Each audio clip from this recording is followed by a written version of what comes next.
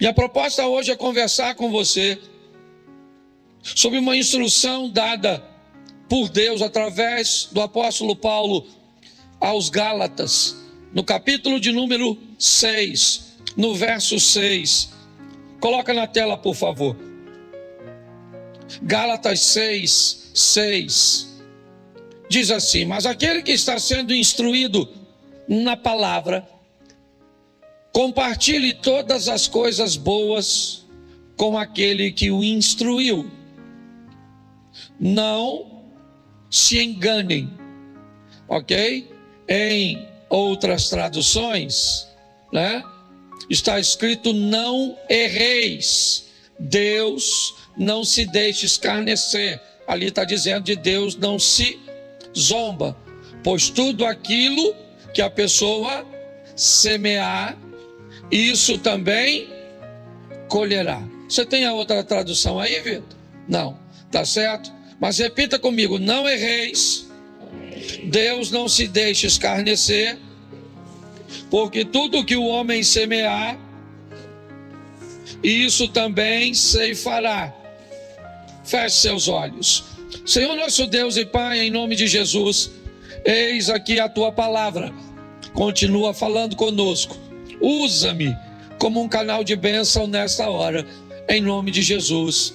Você pode dizer amém? Isso. No ano de revisão é importante nós revermos algumas coisas que estabeleceram nossas crenças. Nós revemos algumas coisas cujas quais nós baseamos a nossa fé e a postura cuja qual nós acreditamos que as coisas vão acontecer. Nós temos que ter muito cuidado quando vamos analisar isso. Primeiro, que algo para ser considerado uma tese bíblica precisa, para alguns, de 3 ou mais versículos ou textos que baseiem essa afirmação. Nenhuma tese pode ser estruturada em apenas um versículo. Então algumas pessoas começam a citar textos isolados, muitas vezes únicos, totalmente separados do contexto que estavam inseridos, na verdade, na Bíblia, e transformam isso numa verdade. E uma das coisas que me parece foi muito interpretada ou mal interpretada ao longo da história foi a crença de que Deus não leva em conta os nossos erros. É de que Deus está sempre pronto a corrigir a rota daqueles que erram. É que está em Deus a obrigação de acertar as coisas, de corrigir as coisas. Eu confesso que eu não sei onde isso está escrito, mas as pessoas, ou grande parte delas, acreditam que a bondade de Deus, que a misericórdia de Deus, ela é grande o suficiente para sobrepor a justiça dele. Isso não é verdade. A minha proposta de dizer fuja do erro é porque o erro vai trazer para a sua vida sérias consequências. A minha proposta de dizer a você seja mais assertivo, e a palavra assertivo, apesar de, quando a nossa mente ouve, parecer que está falando de acertar, de fazer a coisa certa, e por isso alguns, até na hora de escrever a palavra assertivo, escreve com C, mas na verdade ela é com 2 S's, assertivo. Ela tem a conotação de alguém que está seguro, que está firme, que sabe aquilo que está fazendo, que ao tomar decisões, não tomam decisões de qualquer maneira. São pessoas convictas, firmes, fortes, seguras, que fazem as coisas com objetividade. A vida costuma ser mais generosa para essas pessoas. Elas frequentam a mesma igreja, elas leem a mesma Bíblia, elas cantam os mesmos louvores, elas escutam as mesmas mensagens. Mas as pessoas assertivas Aquelas pessoas que, ao tomar decisões, principalmente em áreas fundamentais de sua vida, elas são um pouco mais morosas, elas aguardam, né? Não são imediatistas, elas costumam retirar da vida mais prazer, mais satisfação. Mas se você não liga para isso, é um direito que você tem. Apesar da Bíblia dizer não erreis, e é isso que eu quero trabalhar com você. Por que é que a Bíblia então diz não errem? Ela não poderia dizer, olha, se você errar, não tem tanto problema assim. Não, ela diz não errem, porque de Deus não se zomba, Deus não se deixa escarnecer. O que você fizer, você vai ter que enfrentar o efeito ou a reação da sua ação. Então, se você quer ser descuidado, se você é valente, forte, poderoso, o suficiente para cometer erros, sustente a sua valentia e coragem para colher os frutos do erro que você cometeu. Não tem problema nenhum. Você quer ser irresponsável em tomar algumas decisões? Você quer ser irresponsável a estabelecer relacionamentos? Você quer ser irresponsável em tratar a sua vida profissional? Você quer ser irresponsável em cuidar da sua saúde? Não tem problema nenhum. Fique à vontade com as suas irresponsabilidades em cometer erros. Só entenda que você vai ter que se encontrar com eles. E é por isso que o texto até começa dizendo: aquele que é instruído, aquele que é ensinado, ele deve repartir os seus recursos com aquele que o instrui.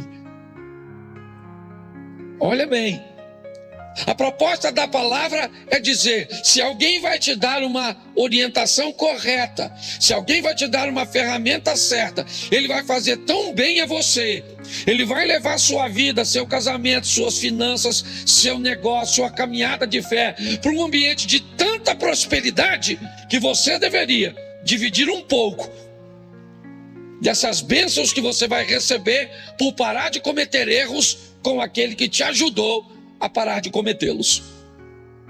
Essa é a grande verdade. Mas, como eu disse, se você desejar continuar numa vida de erros, não tem problemas. Provavelmente, se você tiver fé e seguir a Jesus, você vai até morar no céu. O que você não vai ter é uma vida boa aqui na terra.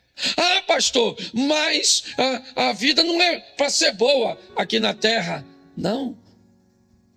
Por quê? Porque você tem acesso ao versículo que diz que no mundo tereis, e é esse que você quer tomar? Vamos lá. Usa mais para mim. Nós temos umzinho aqui.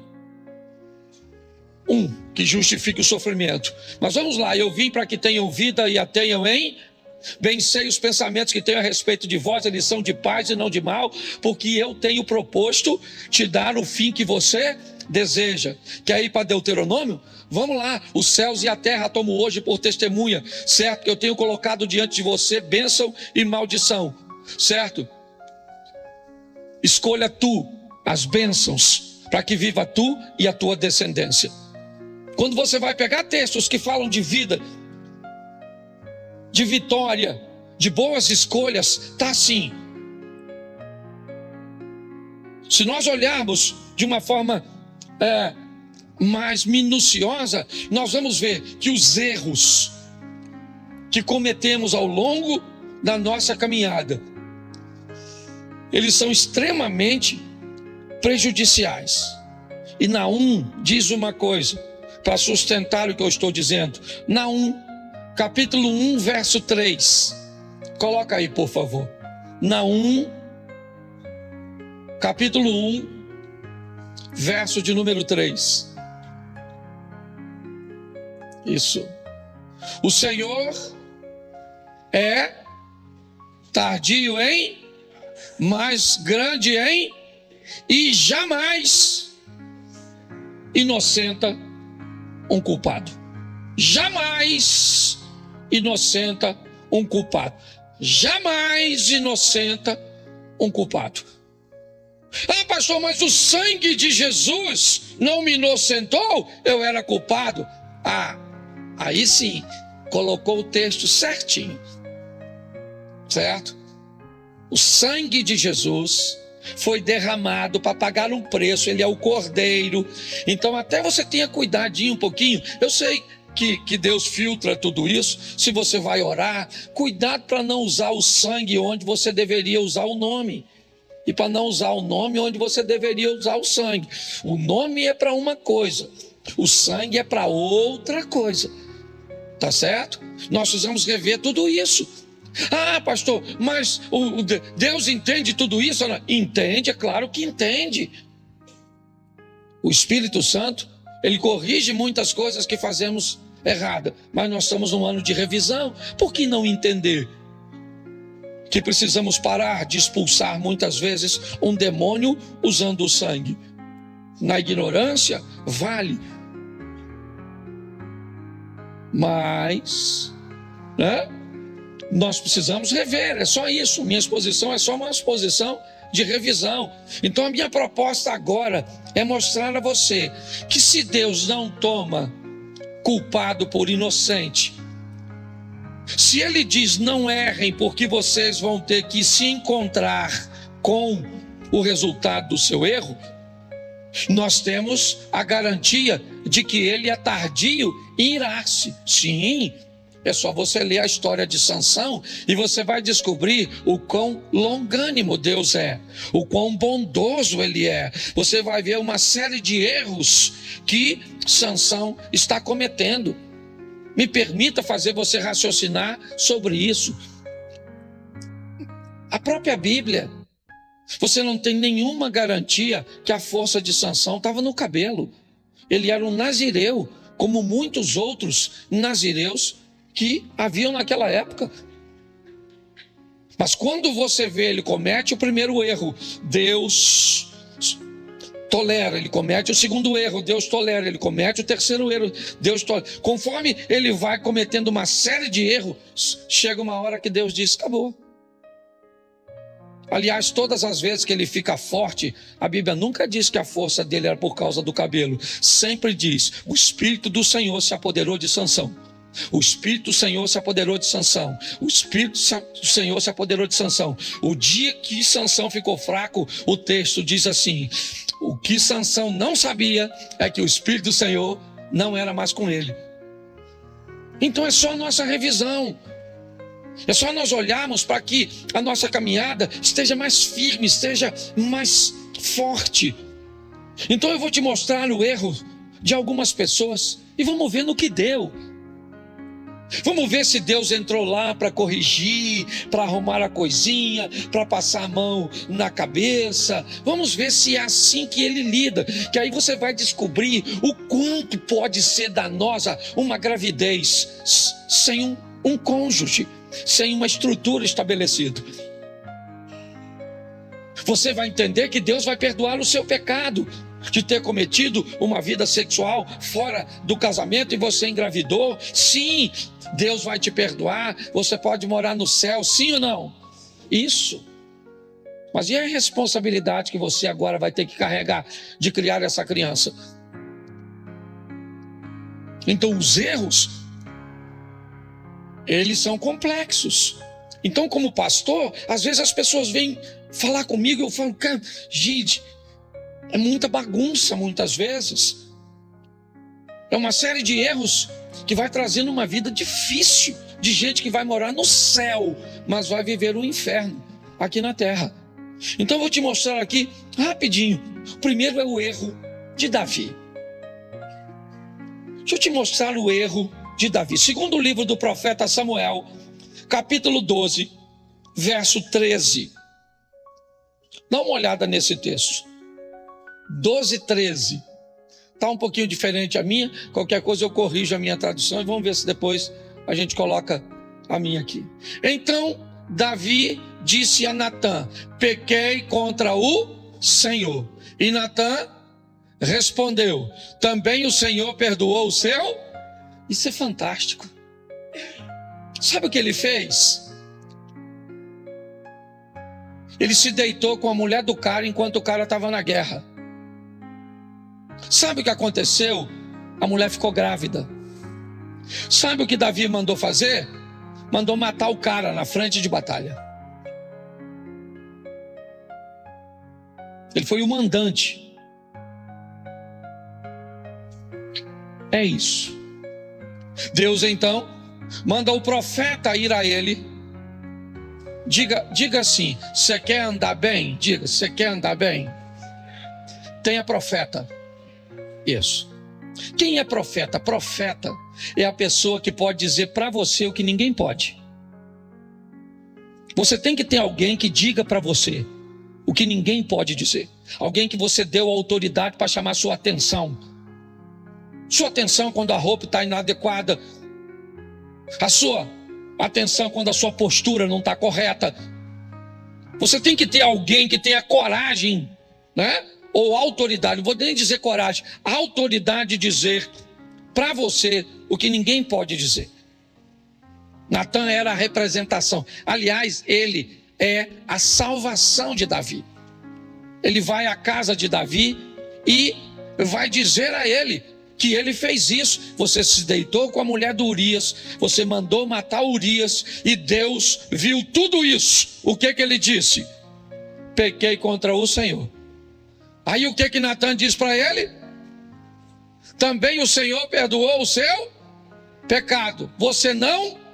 Ele tinha que morrer. Velho Testamento, olho por olho, dente por dente. Mandou matar, morre. Natan está dizendo para ele: Davi, você cometeu um erro grave, um pecado capital. Você infringiu um dos 10 mandamentos, o decátulo do Moisés, do próprio Deus. As leis dadas no monte, escritas nas pedras. Estava escrito na pedra, não era à toa. É porque era um registro sério. E agora Deus diz para ele, através do profeta Natan: também o Senhor perdoou o seu pecado. Você não morrerá. Deus te perdoou, Davi. Você não morre. Verso 14. Mas, porque com isso você deu motivo aos inimigos do Senhor a blasfemarem? Bom, Davi, já que com a sua postura, você que é crente, anda com a Bíblia na mão, carrega meu nome, mas com esse tipo de vida que você leva, as pessoas estão falando mal de mim por sua causa.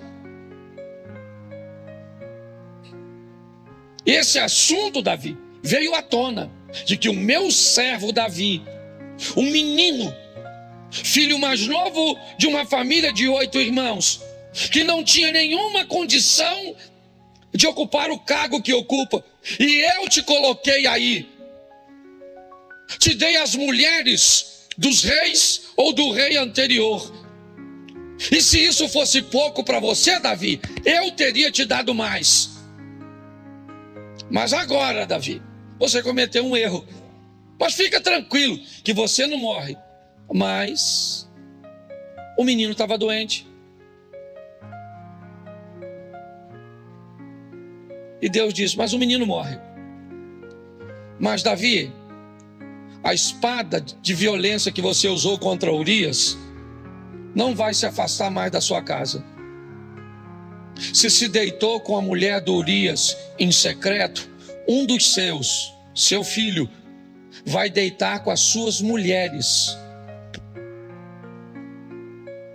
Pare e pense.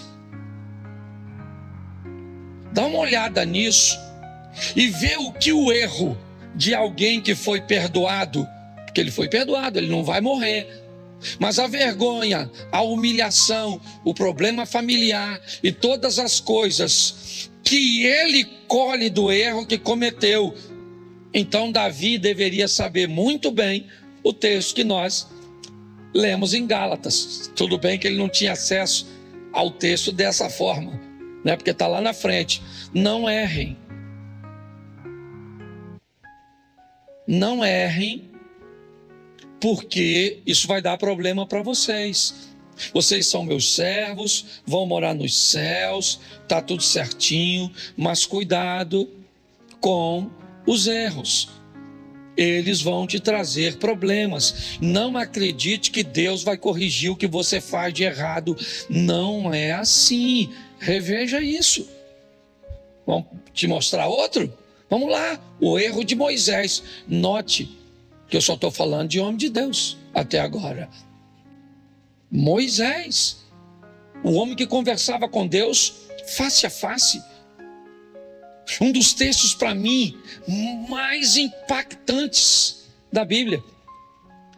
Bota para mim, por favor, Êxodo 32, 32. Eu acho que é esse aí. Agora, pois, perdoa-lhe o pecado, ou, se não, peço-te que me risques do livro que escrevesse. Presta atenção no que o Moisés está conversando com Deus. No momento difícil, onde Deus está dizendo para ele: Moisés, vamos acabar com este povo. Vamos acabar com essa história do Abraão. Vamos começar uma história nós dois. Eu vou começar um povo através de você. Esse povo vai perecer aí no deserto, Moisés, e a gente começa de novo. E Moisés, com um amor por aquele povo, mas pensa em algo, sabe? Só o amor poderia fazer com que ele não fosse fulminado ao dizer uma coisa dessa para Deus. Olha o que ele está falando para Deus: perdoa. Deus está dizendo: eu vou destruir o povo. Moisés diz: perdoa-lhe o pecado, ou se não, eu peço-te que me risque. Olha o que o Moisés falou. Se não fosse com amor, com humildade, estava morto. Eu só estou te mostrando isso para você ver o nível que esse cara era. O nível que Davi foi. Mas não interessa se é Davi, não interessa se é Moisés, não interessa se é Abraão, não interessa se é Paulo, se é Pedro, não interessa quem seja. Errou, meu irmão, a casa vai cair. É isso que você tem que entender. Então, se você vai ser macho e valente o suficiente para vacilar, depois também chupa o limão. Não vem com essa fatalidade: agora também eu errei, minha vida acabou. Acabou nada. Você vai colher tudo e vai começar de novo. Vai ter força para passar vergonha, humilhação. Isso. É assim que funciona. Agora, só para terminar, verso 32, para terminar esse texto. 33, o próximo. Por favor. Então o Senhor disse a Moisés. Quem foi que disse? Riscarei do meu livro todo aquele que pensa no troço desse. Pensa. O Deus falando: ô Moisés, vou falar uma coisa para tu. O livro é meu, eu risco. Quem? Quem eu? Quero não. Quem vacila. Então aquele Zé Ruela era para eu riscar. Você não fez nada, eu não vou riscar. Certo? E agora por sua causa também não risco os caras. Não é um negócio maneiro? Pois é, seria bom se a vida dele fosse sempre assim. Mas esse Moisés, Números 20, verso 8. Olha o que esse cara faz. Números 20, verso 8. O erro de Moisés.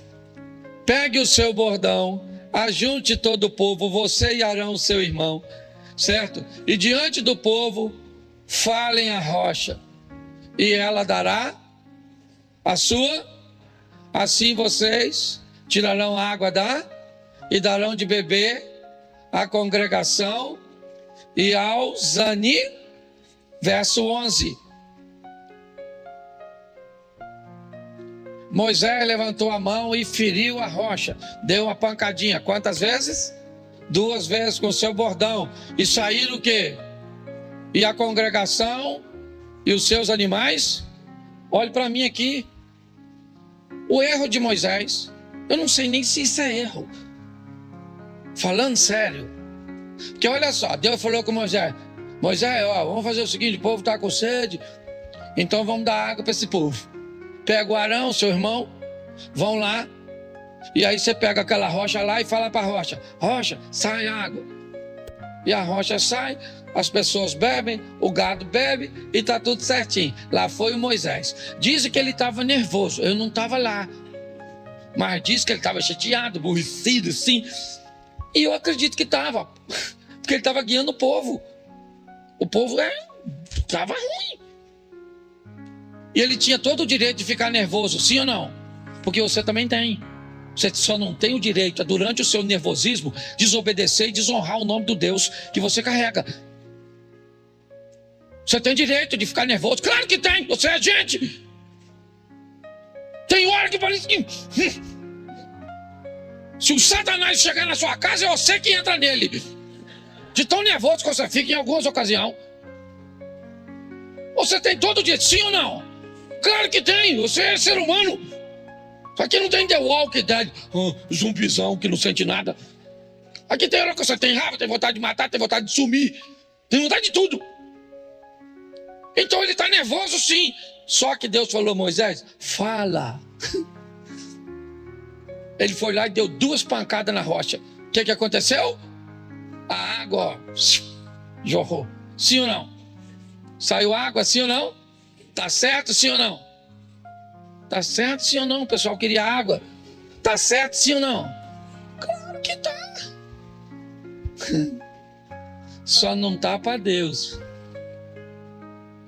A água tá saindo, o povo tá bebendo, animalzinho tá bebendo, todo mundo feliz. Eu imagino Deus olhando. Deus tirou Moisés do grupo, levou para o privado. E falou: Moisés, o que eu falei contigo? Eu imagino Moisés falando: que. E Deus falou: seja homem, não gagueja não, maluco. Fez agora. Eu mandei você falar ou tocar? Gente. Onde o cara pecou, eu nem sei. Ele se lascou por causa disso. O Moisés não entrou na terra prometida porque deu 2 pancadinhas numa rocha. Imagine você que bate na sua mulher. Porque a rocha não é filha de Deus, sua mulher. Quando você for gritar com sua mulher, pense no sogro. Deus falou: Moisés, tu não vai entrar não, maluco. Dá uma olhadinha aí do Monte Nebo. Olhou? Rapidinho, só um flash, um spoiler. Mas não entra. Gente, dá para ficar indignado, não dá? Se Moisés não entrou dizendo que risca o meu nome do livro da vida. Imagine tu, Cláudio. Eu fico imaginando o Zia. Fico imaginando eu. Para pensar. Ele entrou, sim ou não? O Moisés entrou, sim ou não? Não entrou, mano. Só porque deu uma pancadinha na rochinha. O que indica: abra o olho e seja mais assertivo. Faz as coisas com mais convicção. Que o Davi se lascou. O Moisés se lascou. Esse então agora aqui, ó, preguei sobre ele esses dias aqui. O erro do Acã. Quem é que não sabe quem é Acã? Levanta a mão. Não sabe. Eu vou perguntar quem não levantou. Quem ele é? Cara, levanta a mão. Quem não sabe. Quem tiver de mão baixada, eu pergunto. Olha como é que aumentou o número. Ó. Não vou perguntar nada não. Eu estou só brincando. Josué capítulo 7, verso 20. Josué 7, 20. Dá uma olhada no erro do Acã. Acã respondeu a Josué: é verdade, eu pequei contra o Deus de Israel e fiz assim e assim. Você já escutou alguém pregar para tu que aquele que confessa alcança misericórdia? Com Acã funcionou não. Ele falou: fiz mesmo, pequei assim e assim. E Deus falou: assim. Então, agora. Provavelmente, tudo indica que esse cara foi para o céu. Pertencia ao povo de Deus. Mas perdeu o privilégio de viver aqui na terra. Por quê? Porque cometeu um erro. Perdeu o privilégio de viver aqui.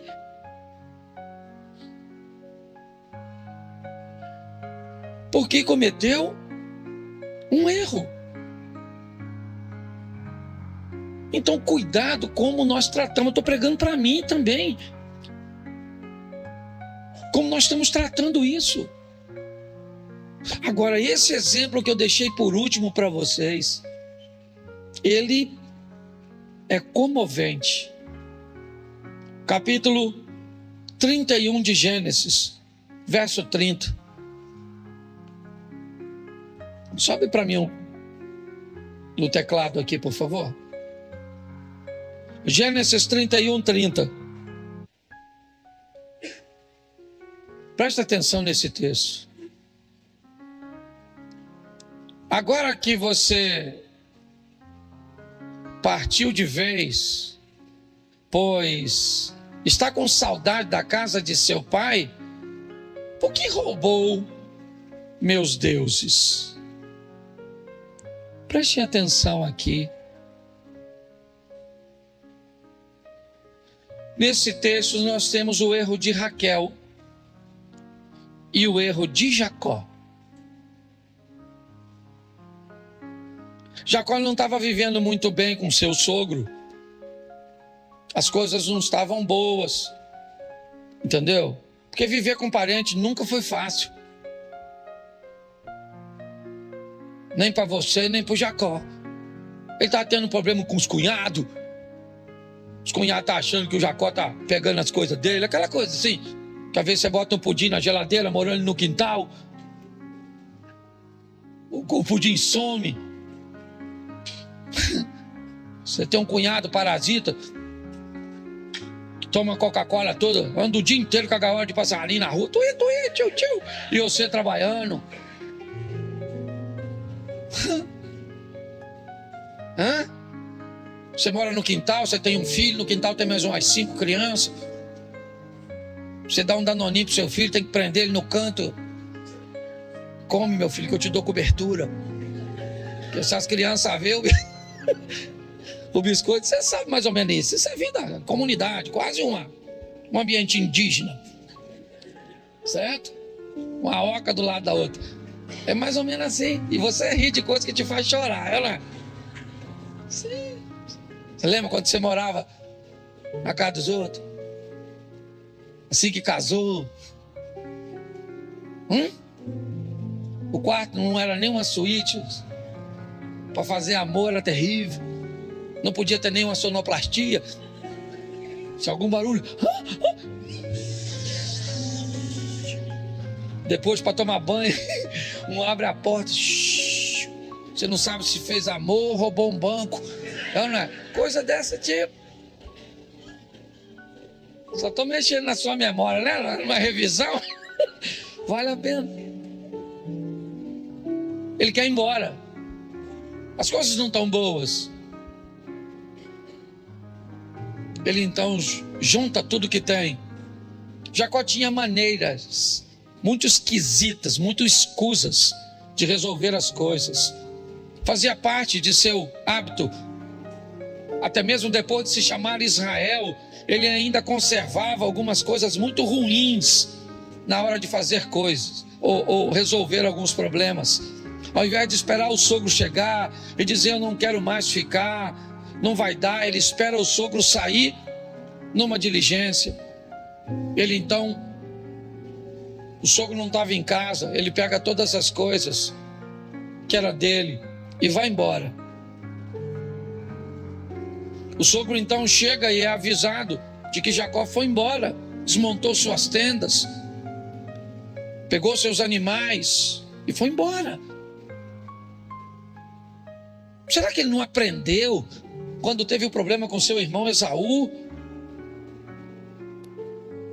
Que por pior que seja, deveria ser dito, por mais doloroso que seja, deveria ser exposto. Eu sei que às vezes dizer dói mais do que ficar calado. Agora, ele está indo embora, o sogro chegou e alguém avisa, ele foi embora. Mas Jacó conduzia crianças, mulheres, animais. Não dava para andar tão rápido, apesar de 7 dias. Labão então pega seus homens, seus cavalos, e rapidamente acaba alcançando Jacó. O encontro não é dos melhores. Deus, para amenizar a situação, aparece para Labão à noite, dizendo para ele controlar suas emoções e não fazer nada de mal. Labão então encontra com Jacó e diz para ele: eu só não vou fazer nada contra você porque o seu Deus me apareceu de madrugada e falou comigo. Note, ele teve que fugir para não morrer de seu irmão Esaú. E agora mais uma vez ele foge. É de um erro em erros. Mas sumiu alguma coisa da casa de Labão que ele está bem chateado. Algumas imagens de seus deuses desapareceu. Ele só precisava de um motivo. Tem alguma coisa na sua bagagem que não lhe pertence. Eu não estou aqui porque você está indo embora, eu estou aqui porque você me roubou. É isso. A tônica da história é essa. É por isso que eu vim. Porque eu cheguei em casa, tá bom. E Jacó disse: mas eu não peguei nada seu. Faz o seguinte: pode mandar seus homens procurarem. E na bagagem de quem eles acharem que essa pessoa morra. O que ele não sabia é que quem havia roubado os deuses era sua esposa Raquel.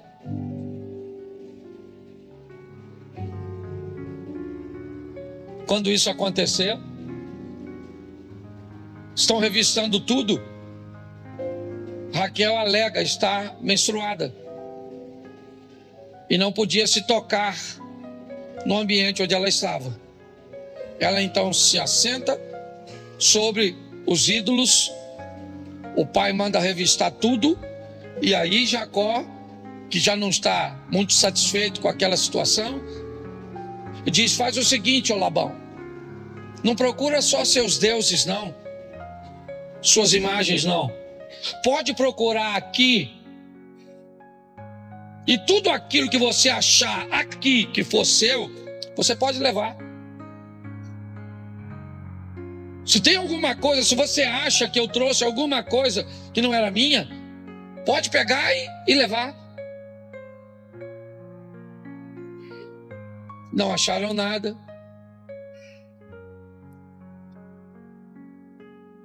Eles foram embora, uma falsa sensação de paz. Mas ali, Raquel assinou sua própria sentença, cometendo o erro de roubar os ídolos,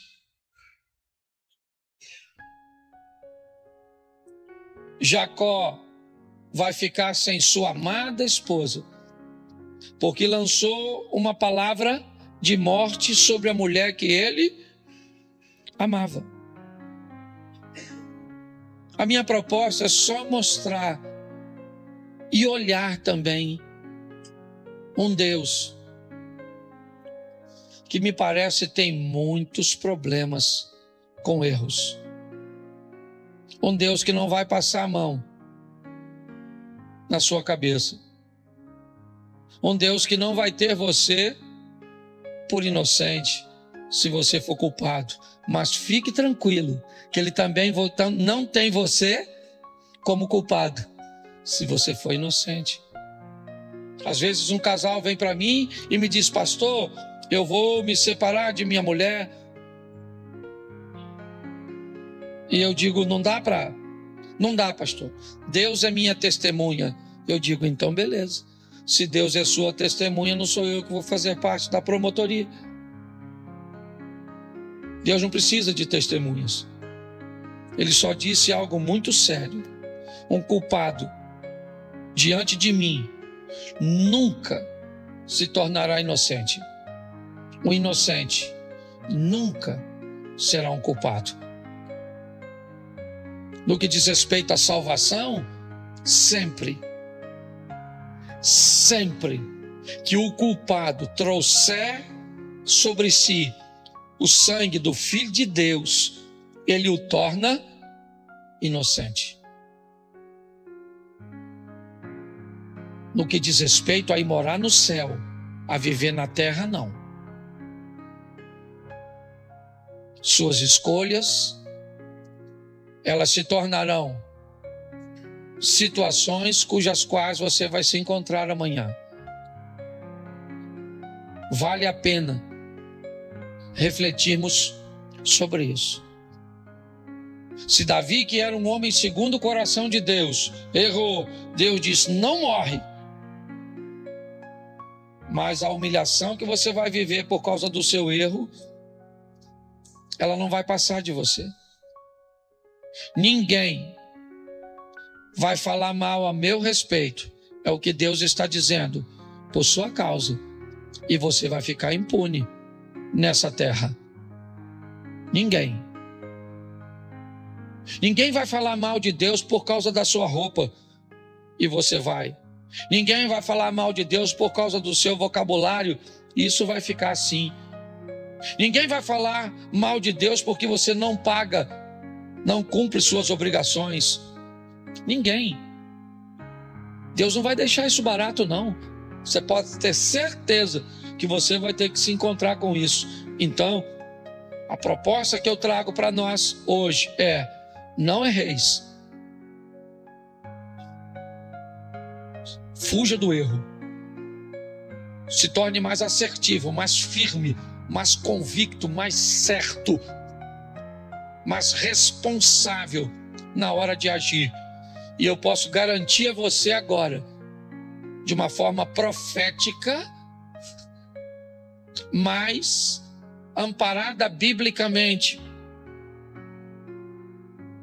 esse vai ser o melhor ano da sua vida. Não vai. Desse jeito, lançando essa palavra assim, eu mando uma palavra de que é o melhor ano da vida do inconsequente, o melhor ano da vida de um irresponsável, o melhor ano da vida de alguém que comete erros e não quer consertar. Tem alguma coisa de errado. Então vamos fazer direito, vamos rever. Se atentamente ouvires a Deus e os mandamentos meus e obedecer, o Senhor teu Deus te exaltará sobre todas as nações. Onde você passar, você será abençoado. Se atentamente ouvir a Deus, é condicional. Então eu posso dizer a você hoje, biblicamente, se você parar de errar, se você for mais assertivo, mais firme, mais convicto, mais responsável, 2024 será o melhor ano da sua vida. Posso ouvir um amém?